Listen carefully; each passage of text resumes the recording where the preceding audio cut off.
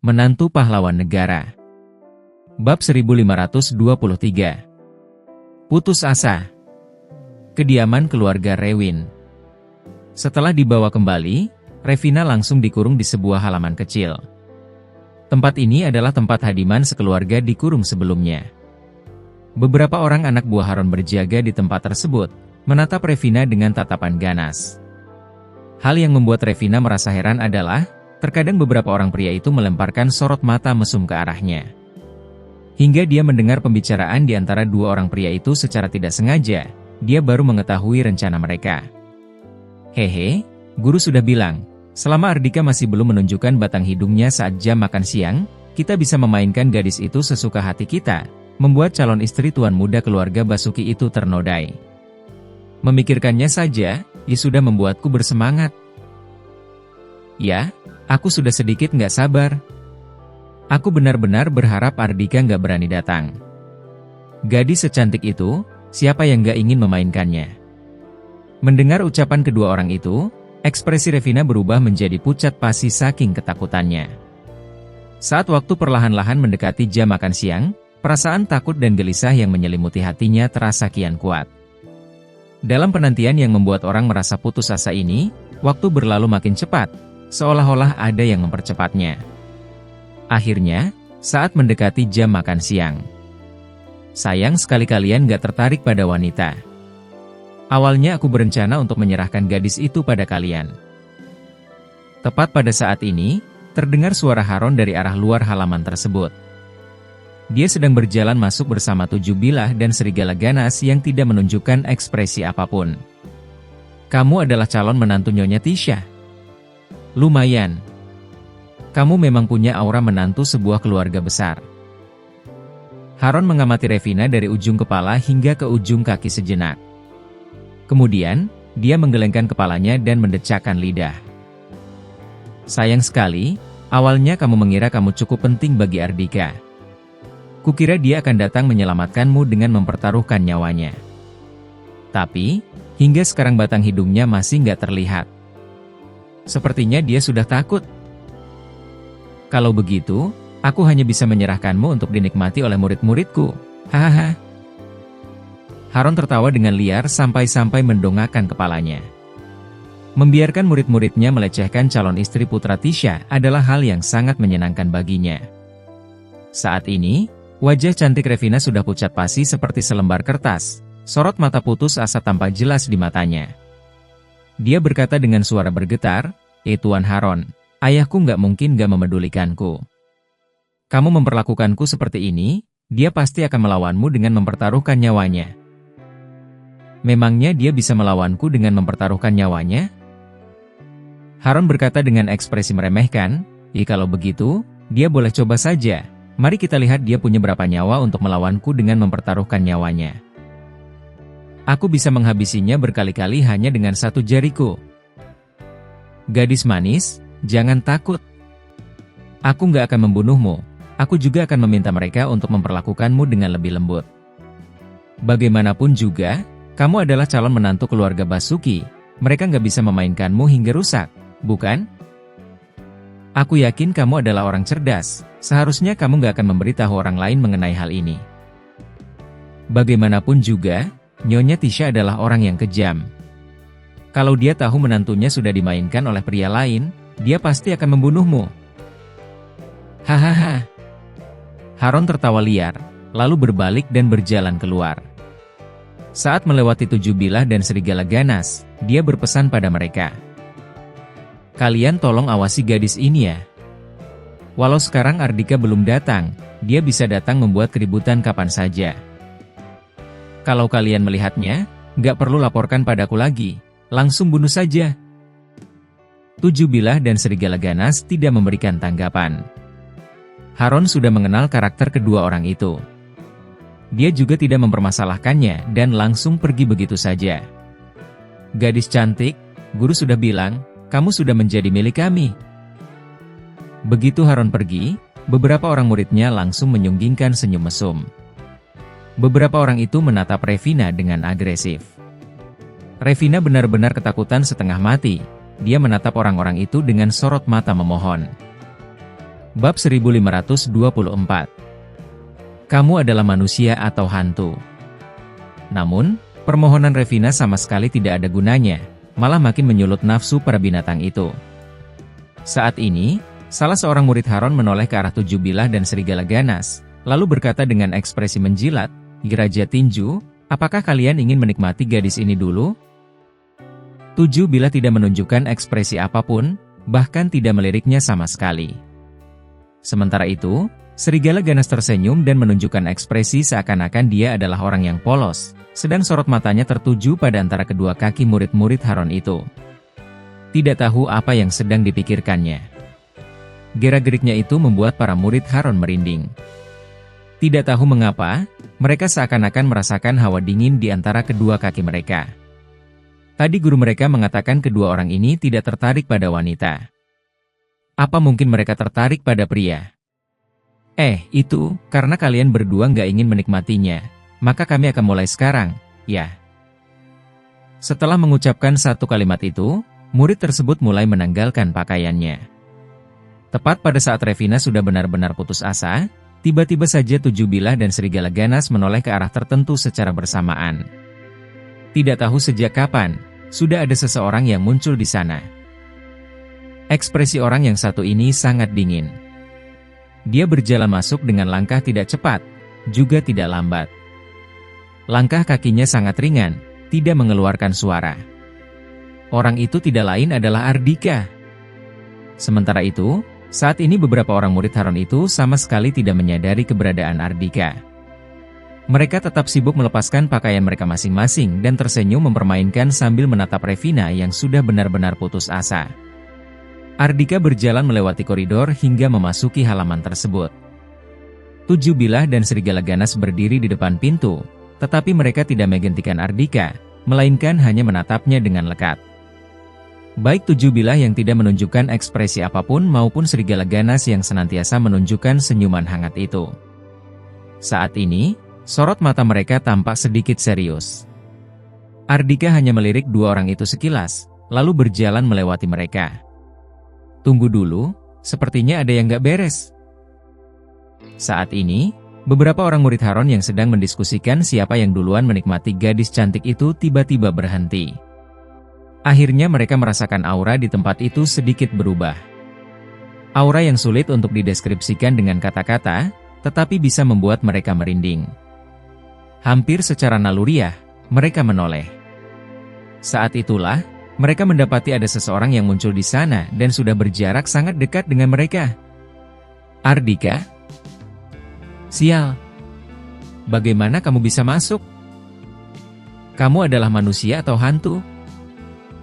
Beberapa orang murid Haron mengenali Ardika.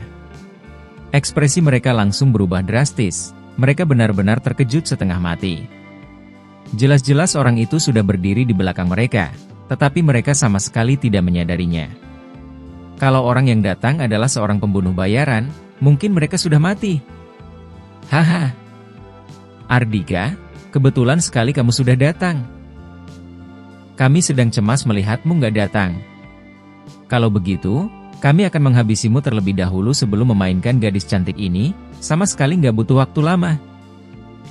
Salah seorang di antara mereka tertawa terbahak-bahak, sedangkan beberapa orang di sampingnya tersenyum sadis. Kalau mereka bisa menghabisi Ardika tanpa perlu tujuh bilah dan serigala ganas turun tangan, maka mereka bisa memberi kontribusi besar pada Haron. Karena setiap kali tujuh bilah dan serigala ganas turun tangan, harus mengeluarkan uang dalam jumlah besar. Melihat orang-orang itu sudah bertelanjang dada, bahkan ada satu di antara mereka yang hanya mengenakan celana dalam saja, sorot matanya berubah menjadi makin dingin. Kalian semua pantas mati. Beberapa orang murid Haron itu menunjukkan ekspresi serius. Ardika adalah orang yang telah melumpuhkan 4 King Kong. Walaupun hal itu bisa terjadi karena 4 King Kong menganggap remeh musuh, tetapi kekuatan Ardika tetap tidak bisa dianggap remeh. Jangan beromong kosong lagi. Ayo serang dia bersama-sama. Murid yang tadi berbicara itu langsung berteriak dengan keras dan menerjang ke arah Ardika. 3 orang lainnya juga ikut menerjang di belakangnya. 4 orang itu mengepung Ardika dari depan belakang, kiri kanan, sama sekali tidak memberinya ruangan untuk berpindah. Kemudian, 4 orang itu mengarahkan tinju mereka ke arah tubuh Ardhika pada saat bersamaan. Bab 1525. Bekerja untukku. Dengan ruang sesempit itu, begitu Ardhika memutar pinggangnya, dia menghindari keempat tinju itu dengan posisi tubuh yang cukup aneh. Pada saat bersamaan, masing-masing dari kedua tangannya menangkap tinju dari arah kiri dan kanannya. Dengan mengerahkan sedikit tenaga saja, 2 orang murid Haron itu sudah diayunkan ke atas, lalu dibanting ke bawah olehnya. Bam! 2 orang itu terpental dari arah yang berbeda, lalu menabrak lantai dengan keras, bahkan sampai permukaan tanah itu pun retak. Mereka langsung patah tulang, darah muncrat dari mulut dan hidung mereka. Setelahnya, tubuh mereka berkedut sejenak, lalu tidak bergerak lagi. Mereka sudah tewas di tempat. SSSS. Menyaksikan pemandangan menakutkan itu, 2 orang murid Haron yang berada di sisi depan dan sisi belakang Ardhika langsung tersentak. Ekspresi mereka berubah drastis. Mereka tidak menyangka Ardhika tidak hanya bisa menghindari tinju mereka berempat, bahkan menghabisi 2 orang rekan mereka dalam sekejap mata. Tanpa menunggu 2 orang itu bereaksi, Ardhika langsung melayangkan tendangan ke arah perut orang yang berada di depannya. Orang tersebut langsung terpental, membentur tembok. Sebelum terjatuh ke tanah saja, sudah tidak ada tanda-tanda kehidupan di mata orang itu. Raja Tinju, tolong aku! Murid Haron yang berada di belakang Ardhika berteriak dengan ketakutan. Dia langsung berbalik dan berlari ke arah kedua orang itu. Dia sudah tidak punya keberanian untuk melawan Ardhika lagi. Pertahankan mentalnya sudah sepenuhnya hancur setelah melihat ketiga rekannya dihabisi oleh Ardhika hanya dalam sekejap mata. Namun, tak disangka, orang yang seharusnya menyelamatkannya, malah berubah menjadi pencabut nyawanya. Bam! 7 bilah langsung melayangkan satu tendangan ke arahnya, membuatnya terpental kembali ke kaki Ardhika. Jangan! Orang ini mendongak menatap Ardhika, berteriak dengan ketakutan. Kerak! Detik berikutnya, Ardhika sudah melayangkan satu tendangan ke arah lehernya dengan santai. Dengan iringan suara, jekrak, hidup dan mati orang tersebut sudah ditentukan. Ardhika mendongak, mengalihkan pandangannya ke arah 7 bilah dan serigala ganas, lalu berkata dengan acuh tak acuh, dengan mempertimbangkan kalian masih punya sedikit hati nurani, aku bisa mengampuni nyawa kalian. Nggak perlu. 7 bilah yang senantiasa tidak menunjukkan ekspresi apapun itu, saat ini menatap Ardhika dengan sorot mata bersemangat. Dia berkata dengan suara rendah dan dalam, "Jikamu adalah seorang ahli, aku ingin bertarung melawanmu." Ardhika melirik serigala ganas yang juga tampak bersemangat, lalu mengangguk dan berkata, "Ya aku beri kalian kesempatan, seranglah secara bersamaan." Dia tahu dia sudah bertemu 2 orang penggila bela diri. Selain bela diri, tidak ada satu hal apapun yang bisa menarik minat mereka. Mereka berkecimpung di arena tinju dunia preman cukup lama, juga karena ingin menggunakan cara seperti ini untuk mengasah kemampuan mereka. Api amarah tampak menyala-nyala di mata 7 bilah dan serigala ganas. Kemudian, mereka menerjang ke arah Ardhika secara bersamaan. Bam! Bam!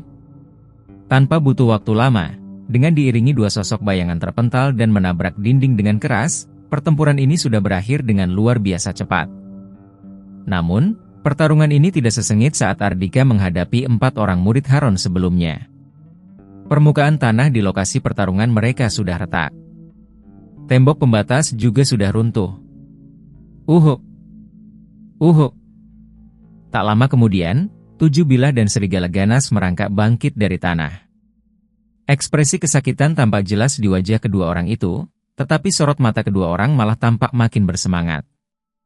Kelak aku ingin bertarung melawanmu lagi. 7 bilah mengucapkan satu kalimat itu dengan suara rendah.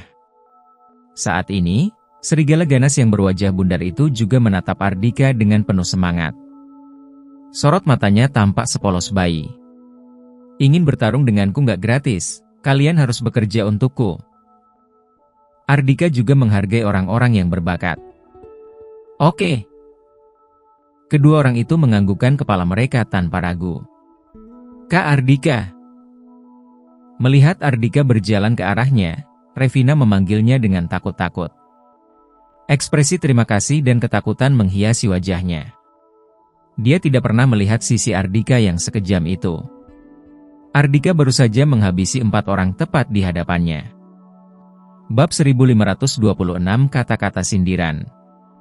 Ardhika mengamati Revina sejenak, lalu tersenyum dan bertanya, kamu masih bisa berjalan, kan? Iya. Revina menyeka air matanya dan segera berdiri. Kepribadian Revina cukup tangguh. Walaupun sebelumnya dia sudah putus asa saking ketakutannya, tetapi tidak separah sampai tidak bisa berjalan. Ayo pergi. Ardhika langsung membawa Revina pergi melalui tembok pembatas yang telah hancur. 7 bilah dan serigala ganas mengikuti mereka dari belakang. Mulai dari Ardhika datang hingga pergi, hanya 2 menit berlalu. Di aula utama kediaman keluarga Rewin, Haron sudah mengirim Sumalin ke tempat lain. Pertama, kalau polisi datang kemari, dia bisa melempar tanggung jawab pada wanita itu. Kedua, dia juga tidak ingin wanita itu tahu Revina dilecehkan oleh murid-muridnya. Saat ini, yang bertugas melayaninya tetap adalah anggota keluarga Rewin. Haron duduk di kursi malas sambil menikmati tehnya. Dia melirik jam duduk di seberangnya, lalu tersenyum dan berkata, sudah lewat jam makan siang kan? Ardhika si bajingan itu benar-benar tidak berani datang. Gadis muda itu sudah akan tertimpa masalah besar. Sebagai seorang guru, dia mengenal jelas beberapa orang muridnya itu. Mereka adalah pria yang mesum. Mereka pasti akan membuat Revina sangat menderita. Sebenarnya, kalau bukan karena dulu dia pernah terluka dan tidak bisa melakukan hal itu lagi, dia juga tidak akan menyerahkan Revina pada murid-muridnya. Tadi malam si Ardhika itu sangat arogan. Sekarang di saat Tuan Haron duduk menunggu kedatangannya, dia malah nggak berani muncul. Bocah itu nggak lebih dari seorang pecundang. Klito dan yang lainnya juga tersenyum, mengikuti Haron melontarkan ejekan-ejekan dan sindiran-sindiran terhadap Ardhika. Dalam lubuk hati mereka menjadi makin takut pada Haron. Apa yang dialami oleh Revina bagaikan sebuah peringatan bagi Klito. Diam-diam, dia sudah meminta para wanita dalam keluarganya untuk meninggalkan kediaman dan pergi ke tempat lain, agar tidak menjadi target pelecehan murid-murid Haron. Hadiman sudah datang, meminta untuk bertemu dengan Tuan Haron. Tepat pada saat ini, seorang anggota keluarga Rewin masuk dan memberikan laporan. Klito melirik Haron, lalu berkata, suruh dia masuk. Sesaat kemudian, Hadiman yang tampak pucat sekaligus marah dibawa masuk. Hadiman, semalam kamu mendukung Ardhika, sekarang mengapa kamu malah datang untuk bertemu denganku? Sambil terkekeh, Haron mengucapkan kata-kata sindiran itu. Hadiman menangkupkan tangannya dan berkata, Tuan Haron, Tuan adalah tokoh hebat di dunia preman ibu kota provinsi. Seharusnya Tuan juga tahu kalau ada masalah, jangan menyeret anggota keluarga. Aku harap Tuan Haron bisa berbesar hati melepaskan Revina. Haron tersenyum dan berkata, apa maksudmu? Aku nggak mengerti. Revina? Revina yang mana? Dia adalah orang yang sangat cerdas. Tentu saja dia tidak akan mengakui hal tersebut, meninggalkan kelemahan sendiri di tangan lawan. Hadiman berkata, Revina, putriku. Ada informasi yang mengatakan Tuan meminta Sumalin membawa orang untuk menangkapnya, lalu membawanya kembali ke kediaman keluarga Rewin. Oh, sepertinya memang ada hal ini. Sumalin pernah menyebutkannya padaku. Haron mengangguk, lalu berkata sambil tersenyum mengejek, jadi, kamu datang kemari untuk memohon padaku melepaskan putrimu? Kalau begitu, seharusnya kamu pergi memohon pada Ardhika. Kalau Ardhika datang, aku akan memberitahu Sumalin, memintanya untuk berbesar hati melepaskan Revina. Sayang sekali, setelah Ardhika datang, aku akan menghabisinya. Jadi, dia sama sekali nggak berani datang. Hadiman, apakah ini adalah Ardhika yang kamu sebut-sebut baik dan bijak, bahkan kamu bersedia mati untuknya itu? Dia telah mencelakai putrimu terseret dalam masalahnya, tapi karena takut mati, dia nggak berani datang untuk menyelamatkan putrimu. Cek, Pak Hadiman, selama bertahun-tahun ini, kamu adalah orang yang bijak, tapi ternyata ada saatnya juga kamu salah menilai dan bertindak gegabah. Haron terus-menerus melontarkan kata-kata sindiran. Kekesalan karena dipermalukan oleh Hadiman tadi malam, akhirnya bisa dia lampiaskan sekarang. Hadiman menggelengkan kepalanya dan berkata, "Orang yang mengirim orang untuk menculik putriku adalah Tuan Haron. Mengapa aku harus menyalahkan Tuan Ardika? Kalau Tuan Ardika datang, itu atas kebaikan hatinya. Kalau dia nggak datang, itu juga merupakan hal yang wajar." Begitu mendengar ucapannya, ekspresi Haron langsung berubah menjadi muram. Dia mendengus dingin dan berkata, "Ih Hadiman, di saat seperti ini, kamu masih saja terus membela Ardika. Kalau begitu, jangan harap putrimu bisa kembali padamu lagi. Setelah dia memulihkan tubuhnya selama beberapa waktu, aku akan menyerahkannya pada Sumalin, agar dia dibawa ke kediaman keluarga Basuki dan menikah dengan putra bodoh Nyonya Tisha itu." Memulihkan tubuhnya? Ekspresi Hadiman langsung berubah drastis. Dia bertanya dengan ekspresi sedih sekaligus marah. "Haron, sebenarnya apa yang kamu lakukan?"